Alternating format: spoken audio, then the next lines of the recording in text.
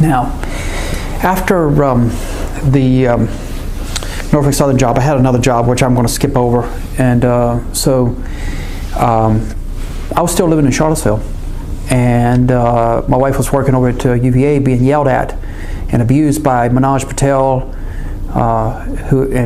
essentially the Board of Visitors as well, the School of Medicine, ripping her off on her salary and everything, and giving money to other people and things of that nature in that laboratory. And about that time, I was I had gotten a job working at the IMF, and that started, let's see now, that would be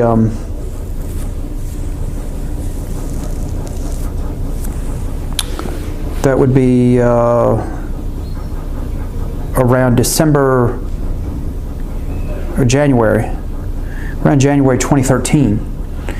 So then I commuted from Charlottesville up to Warrenton, and I caught a van pool at 5:15 in the morning straight to the IMF, and arrived at the IMF at 6 a.m. So I was getting up at early, driving that distance, and then it was a 6-hour round trip ride. So then, when I interviewed with Allan Bernstein out of New York, he was a project manager, and he said, I need you to do 8 or 9 follow-ups a day. They're doing migrations at night.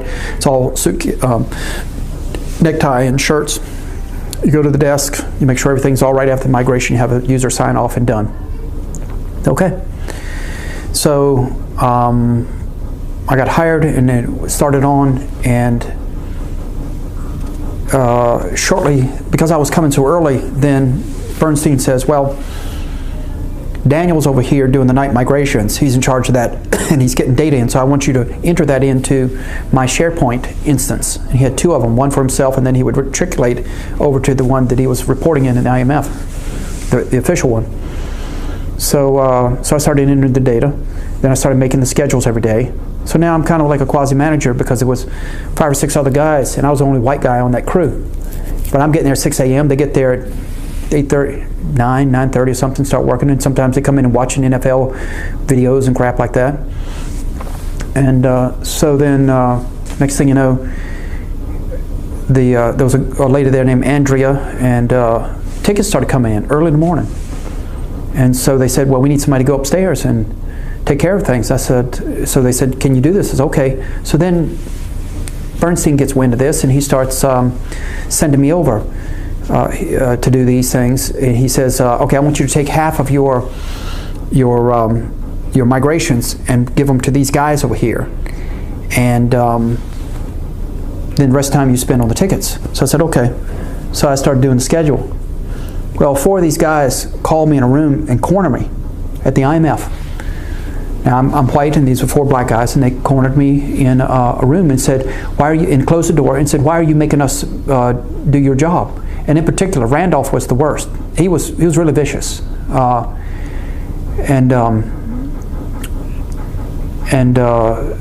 know, if that kind of thing happened, just reverse the roles. Imagine 4 white guys corner 1 black guy or an Asian or Latino at the IMF.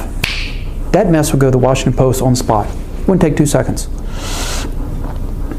So that's the kind of work environment I had there. And in fact, it was a little worse than that. Just, in fact, prior to that, I think it's one of the first days, Daniel was doing the night migration, but he stayed a little later. So he called the night and the day crews together in a room off to the side. And he starts telling everyone in the room, and again, I'm the only white guy in the room, and he says, when you, this place is different from everywhere else you work, and so you got to watch out. When a woman walks by, you can't look at her rear end. And you can't, for example, if a woman passes by, you can't turn around and look at her, you know, eyeball her either. It doesn't work around here, because these people won't take that kind of stuff. About that time, because they had forced me to hand over my phone number of my personal cell phone, and we're going to use my cell phone. That's Randstad right there for you, a bunch of crooks. So they, Allan Bernstein calls me on the phone and says, where the F are you? I was like, whoa, whoa. You know, they're over here calling these meetings, and you see, let's cut the crap. Bernstein's white, I'm white. He couldn't call them and say that. He has to call me, and then I tell them to come over because he's too afraid with the race relations. You know, it's okay if you dog the white guy in this kind of scenarios. So we go along with the migrations and stuff, and you know, doing things, and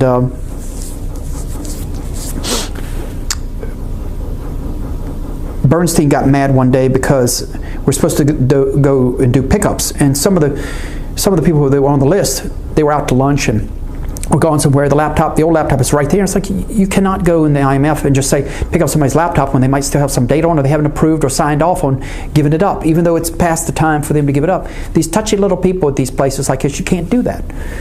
So so I came back with about a third of them picked up, and he blows up. And I had to talk to Jai Bhandari about this down in Florida, who still works there. And I said, you know, this is too much. I can't take this stuff, and it's getting out of control. And I said, if I file a formal complaint, am I going to lose my job? And she said, well, probably so. There's no protection for you. So they trapped me right there intentionally. They knew what they were doing. They're crooks. So Bernstein keeps on, and then eventually, a little while later, a couple weeks later, Bhandari calls, oh, I got great news. And so then Bernstein gets fired. That's not great news. So they bring on somebody else, and then they take me off of my job and want to take Ray Sarah out of inventory after he screwed up an entire night's migration and put me in the back. It's like, what did I do to deserve this? I mean, I'm helping out a little bit with Ray because he doesn't know what he's doing. Here's a guy in his 50s getting an online education, getting a C in philosophy class. High school graduate. So I do this, and then they hire a person by the name of Rosie, and they bring in, well, before that, they bring in Patty Manger, and they bring in a black guy to be what do you call it, project manager, and he's competent, but he quits after about a week and a half. He just poof disappears. So then Patty kind of migrates or somehow becomes the manager. Well, they take me out of there. Patty, who's Latino, hires Rosie, who's Latino, and Rosie comes in and takes my seat in my office, and they put me in the back in the storage area with all the spare stuff to make me do inventory now. And then Rosie tells me to explain to her how the reporting was done, and Ray suddenly now is supposed to be making the schedules. Patty doesn't know what's going on. I don't waste my time with her. I don't explain stuff to her. It's not my job. Ray doesn't know what he's doing, so I continue to make the schedules and then doing inventory, and I'm still doing follow-ups. And then now I'm starting to do imaging because things are getting out of whack. So by this time now, I'm doing imaging, and I'm doing the QA on imaging for the machines. And I'm supplying the imaging guys, so I'm back here doing all of these jobs at once, and then I'm still doing tickets. So now I'm boarding on a page of bullet points of items I'm doing, and I told them, I said, I want to raise. And they said, if you want to raise, then you'll get thrown off the contract. So they're screwing me. And they know they're screwing me. Jai Bhandari knows this. The management knows this. Scott Hallam knows this. Sean Martin knows this. The legal department knows this. So it gets so busy in there that I'm working sometimes 9-hour days, missing lunch, running through the halls because there's so much work to be done. I'm staging for the night migrations, putting the machines in, putting all the accessories in so that they have their stuff ready. All that stuff. And yet when Raj, the Indian guy, is there, he brings his daughter in, and as soon as she comes in, the Randstad people start talking about how to make her a permanent employee. And old Randolph over here, because he's having a baby, they put him on one of the tiers to be a regular employee. Never came to me to offer me a job, not once, nothing.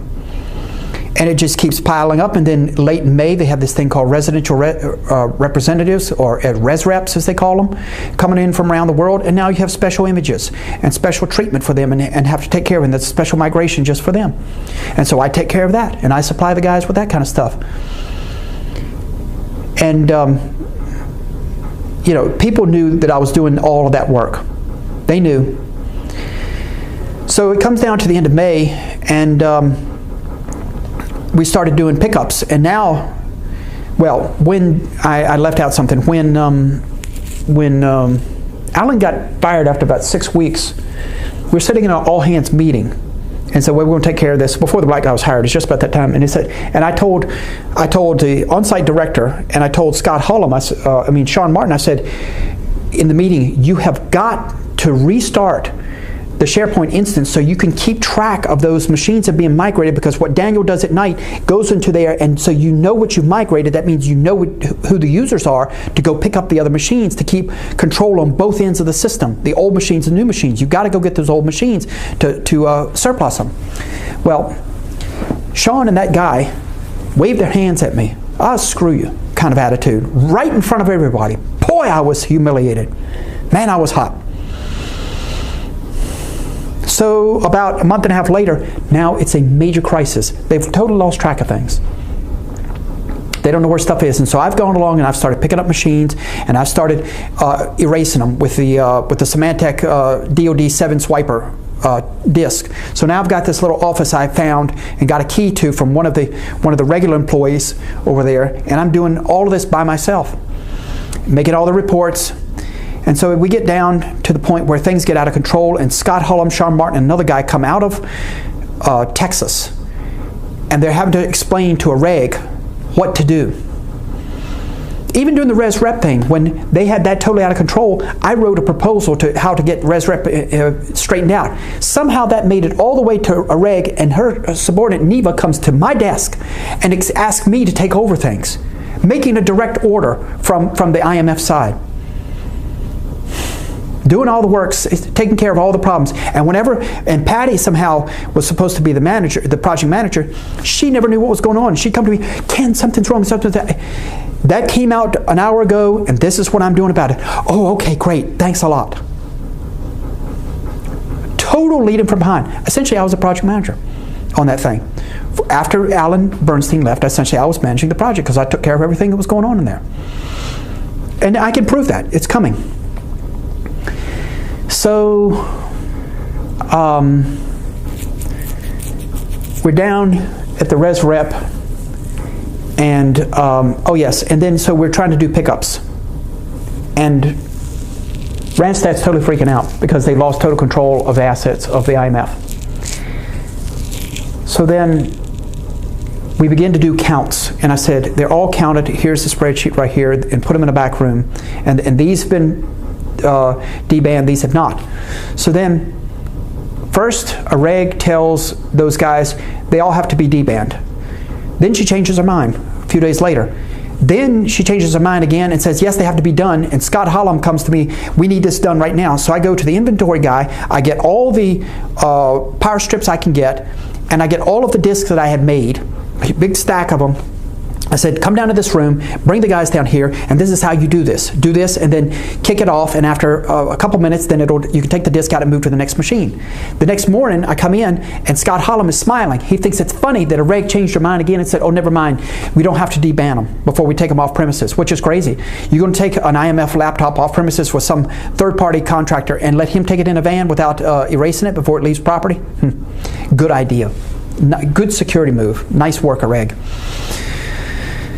So they still want to get some sort of count. And Daniel comes to me and starts demanding that I answer to him for the count. The night migration guy is now tipping around during the daytime. And I said, let's get something straight. I don't answer to you for anything. So you can pull that move on other people. You're not pulling me. So then he cusses me out right there on the spot. And another guy who's just a line employee starts running his mouth, and why don't you give him the information? I said, shut your mouth. And both of you shut your mouth. So I went to Patty and I said, you and I have an understanding that I report to you and only to you about everything. Now you tell him that. And she said, that's right. And so Daniel still tried to end around by saying, give me some numbers on a piece of paper, harassing me. They don't mind harassing people who do all the work on these jobs. No problem at all. No. And in fact, while I was doing inventory and some of the other jobs there, I ripped a hole in my shoe because of the pallets in the back. Nobody paid for this. No. So anyway, we get down towards the end, and I told them, they said, well, we're going to have another stage of the project. Scott Hullum, no, not Scott, well, Scott and Sean are saying that there's going to be another stage. Fine. Well, I want a raise. Okay. So I told Patty, yeah, okay, we'll work on it. I'll speak to them. And so, the bologna slicing starts. And we keep getting closer and closer. I said, the project's getting ready to start. I want a raise. And so eventually, because they were getting ready to do a remodeling of Building 1, we moved all of our stuff over to a room in Building 2. I set it all up, put everything on the shelves, marked everything, labeled it, put sheets of paper on there, labels, and printed out everything before we moved over. Got it straight. And then here comes Ray Sarah in the room over there with me and him. And he closes the door and he says, those managers know that you want a raise, and you need to keep your mouth shut and think about your family. So now for a second time at the IMF, I am threatened by coworkers or managers. Nice. That's the kind of crap that Randstad pulled on me. And they've been covering up ever since then. So they eventually threw me off the job because I asked for a raise. After doing all that work, they just used me and threw me off. And about the day I left, for whatever reason, one of my coworkers wrote a document, and they took my job and they split it out to 3 people. That's how much work I was doing at the IMF, the work of 3. And they said, well, have so-and-so, you train so-and-so on how to do this. And the guy told me himself, Darren, he said, you know, this looks like a setup to me to get me fired because there's no way I can do all the work that you were doing. I can't carry this load. So the HR department, you crooks at Randstad, have feigned stupidity, and Scott Hallam, you feigned stupidity, or if you're even still working there, and you and Sean Martin, you bunch of crooks, and the IMF's ethics department saying, oh, talk to Randstad. This occurred on your property. It's your fault. You're in charge of managing the contractors over there and what goes on there. A reg was supposed to take care of it, and the rest of you are supposed to take care of it. And Christine LaGarde, I sent you information back in December, and you still haven't responded because you're just trying to hide under your desk about this matter. So here we are. I'm going public with it, and I'm going to see how you like me now. And I'm going to say for the last time here, how do you like it when on your property I got cornered in an office in a closed door and threatened by 4 black guys, co-workers, claiming that I'm making them do my work when Allan Bernstein told me to take some of my assignment and give it to them? How is that? How does that wash for your diversity and your so-called tolerance that you people talk about all the time? It's okay to bust my chops and throw me off the contract and let me twist in the wind, but it's not okay to say anything to these people who are causing this mayhem. Yeah.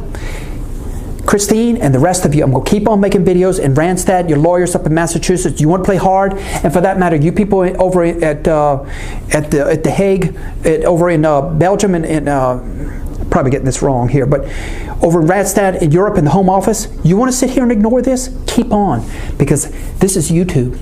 Keep on. You know where I am. You know how to contact me. You've got my email. It's time for you to make this right. And I want it to be made right because I'm not going away. I gave you people beyond the pale service. I did the work of 3 people while I was there. I filled in where you had 4 project managers in 5 months. I'm the one who covered your butts and gave you all the reporting and took care of your problems. And you're going to pay for that. That's the way it's going to be.